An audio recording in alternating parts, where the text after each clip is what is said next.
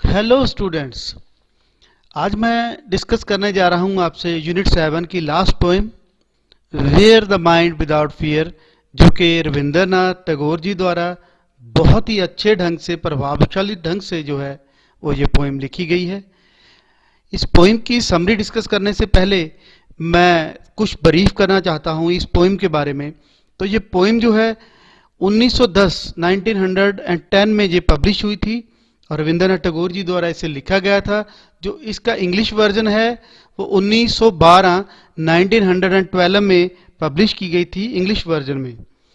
और 2010 में आपको याद होगा जब बराक ओबामा इंडिया आए थे, अमेरिका के राष्ट्रपति, तो उन्होंने भी कुछ पंक्तियां इस पोएम की जो है वो पार्लियामेंट में बोली थी।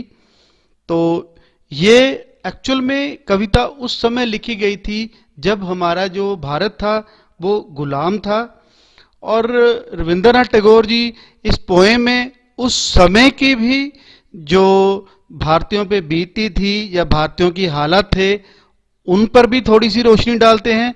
और उसके बाद जो आज़ाद भारत की सीनरी होगी उस पर भी जो रविंद्रनाथ टैगोर जी हैं वो बताते हैं कि भारत कैसा होगा, फ्रीडम होगी, किसी के मन में कोई डर नहीं होगा, जो जाति के नाम पे, धर्म के नाम पे लोग नहीं लड़ेंगे।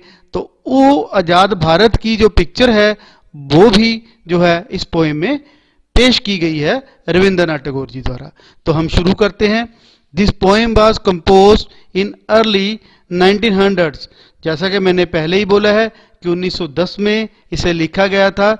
तो ये पोएम जो थी 1900s में जो है कंपोज की गई थी, पब्लिश की गई थी। When India was struggling for independence, जब भारत जो था वो आज़ादी के लिए लड़ रहा था फ्रॉम द ब्रिटिश रूल, जो ब्रिटिश रूल था, जो फिरंगी थे, जो ब्रिटिश रूल था उनके खिलाफ लड़ रहा था। It is the poet's prayer, ये एक पोएट की प्रार्थना है, to give his guidance and support to help the country man to attain freedom. ये एक प्रेयर है उन फाइटर्स के लिए, उन्हें गाइडेंस देने के लिए, उनके कंट्री मैन को गाइडेंस देने के लिए, ताकि वो जो है वो फ्रीडम अटेन कर सकें। मतलब ये जो रविंद्रनाथ टैगोर जी इस लाइन में ये कह रहे हैं कि ये उन लोगों को समझाना चाहते हैं, अपने कंट्री मैन को समझाना चाहते हैं कि आज़ादी के बाद जो है वो भारत की पिक्चर कैसी होगी, ताजो वो जो है आज़ादी की लड़ाई को और भी जो है वो और प्रभावशाली संग से लड़ सकें। He wrote all his ideas for the nation, उन्होंने जो अपने सारे आइडियाज हैं वो नेशन के लिए लिखे हैं। He draws an ideal picture of freedom free India, उन्होंने एक आज़ाद भारत की जो आइडल पिक्चर है उस समय ड्रा की हुई है इस पोएम के माध्यम से। He gives us an idea, वो हमें आइडिया दे रहे हैं कि भारत जो है आज़ाद होने के बाद कैसा दिखेगा। Through his poem about the kind of people are living during British rule, इस पोएम के माध्यम से वो हमें यह भी बता रहे हैं कि उस समय जो भारतीय थे उनकी हालत क्या थी। The rules, policies, political uncertainty were some of the factors in the minds of Indians. Indians के माइंड में क्या था कि कोई रूल अनसर्टेनिटी, कोई रूल नहीं है, पता नहीं कब जो ब्रिटिश है वो कौन सा रूल बदल दें, कोई नीति नहीं है, कोई पॉलिटिकल अनसर्टेनिटी नहीं है, उनके लिए कोई लड़ने वाला नहीं है या कोई उनका लीडर नहीं है। उस समय की जो हालात थे वो रविंद्रनाथ टैगोर जी ने इसमें प्रकट किए हैं। They could not live A respectful life in their own country, वो अपने ही कंट्री में एक इज्जत भरी जिंदगी नहीं जी सकते थे। The British rule, British used to divide the and rule policy, जो ब्रिटिशर थे वो बांटो और राज करो वाली नीति पे काम कर रहे थे। To make the Indians fight among themselves, वो इंडियंस को, भारतीयों को खुद ही एक दूसरे से लड़वा रहे थे। There was discrimination based on religion, जो उस समय जो भिन्नता थी वो धर्म, रिलीजन एंड कास्ट, जाति के नाम पे। इस लाइन में रविंद्रनाथ टैगोर जी ये कह रहे हैं कि उस समय जो लोग थे वो आपस में धर्म के नाम पे, जाति के नाम पे बंटे हुए थे, और जो ब्रिटिशर थे वो उस पे जो घी में, आग में घी डालने वाला काम है वो कर रहे थे, उन्हें जो है वो बढ़ावा दे रहे थे। उस समय की बात की कर रहे हैं। इन this poem Tagore said that our society should be independent in thoughts and actions. अब जो रविंद्रनाथ टैगोर जी हैं, अभी तक उन्होंने जो जो भारतीय थे उस समय उनकी जो हालत थे उनके बारे में डिस्क्राइब किया।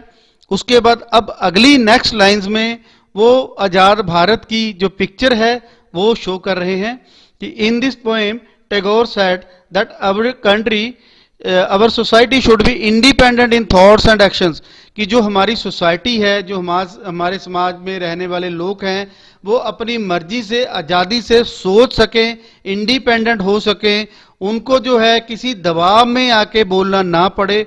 एजुकेशन शुड बी फ्री, और जो आज़ाद भारत है उसमें एजुकेशन फ्री होनी चाहिए। और पीपल शुड बी फेयरलेस, और जो पीपल है वो बेडर होने चाहिए। And proud of their Motherland, और वो अपनी मातृभूमि पे प्राउड गर्व महसूस कर सकें। The society will not be divided into the religion and caste, जो सोसाइटी है वो धर्म के नाम पे या जाति के नाम पे ना बांटी जाएगी और ना बांटी जाए, और उस आजाद भारत में नहीं बांटी जाएगी। All citizen should be truthful, और जो सारे सिटीजन हैं वो सच्चाई के रास्ते पर चलने चाहिए। People should follow reason not blind customs, और वो कह रहे हैं कि जो आजाद भारत होगा उसमें जो लोग हैं वो एक लॉजिकल रीजन पे चलेंगे, ना कि अंधविश्वासों पर। ही वांट्स हिज कंट्री, वो चाहते थे his countryman to be honest, कि जो उनके देश के लोग हैं वो ईमानदार हो एंड थॉटफुल, और अच्छी सोच वाले हों। He prays to the god, वो भगवान से प्रार्थना करते हैं, seeking his guidance for attaining independence and awakening his country into that beautiful heaven of freedom. वो भगवान से प्रार्थना करते हैं कि उन्हें उनके देशवासियों को वो गाइडेंस मिले, वो अवेकनिंग, वो जागें, और उस जो स्वर्ग है, जो आजादी का स्वर्ग है, ब्यूटीफुल हेवन ऑफ फ्रीडम, उसे महसूस करें, देखें।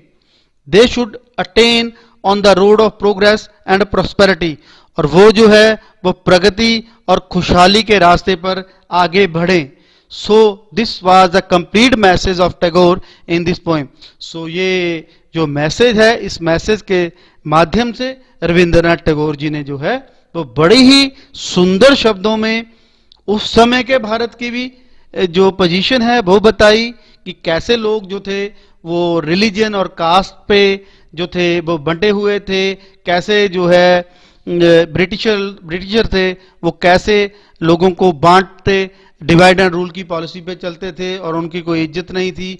और बाद में उन्होंने एक आजाद भारत की भी पिक्चर जो है उस समय जब भारत फाइट कर रहा था ब्रिटिशर के साथ आज़ादी के लिए, उस समय पेश की। थैंक यू स्टूडेंट्स, मुझे उम्मीद है कि आप लोगों को अच्छी तरह से ये पोएम समझ आ गई होगी और आप अपने जो एग्ज़ाम हैं बहुत अच्छी तरह से देंगे। Thank you.